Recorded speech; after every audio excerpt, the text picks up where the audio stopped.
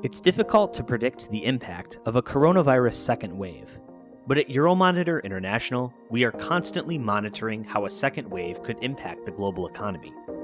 We've created 4 different economic scenarios based on different factors, including social distancing effects, infection and mortality rates, and the speed at which a vaccination is available.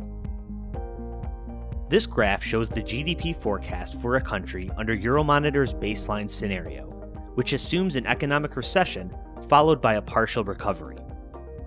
In our pessimistic 1 scenario, we assume a second COVID-19 wave will happen, with social distancing measures to be reimposed after that.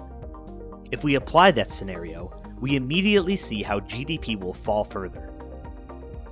Let's apply our pessimistic 2 scenario, which uses the same assumptions as pessimistic 1, but factors in a delay in finding a vaccine. You can see how GDP falls even further in this scenario. Next, let's examine unemployment. Here we see the baseline scenario for unemployment rates. Now if we apply our pessimistic 1 scenario, you can see how unemployment rates will stay higher for longer. In our pessimistic 2 scenario, they'll flatten out for about 2 years and then drop, but not as quickly as the pessimistic 1 or baseline scenarios. Finally, let's examine inflation rates. Our baseline scenario has inflation rates falling quite a bit, then recovering in about a year. With our pessimistic 1 scenario, things look a bit more drastic. And if we apply pessimistic 2, things look even more extreme. Business performance is inextricably linked to economic conditions.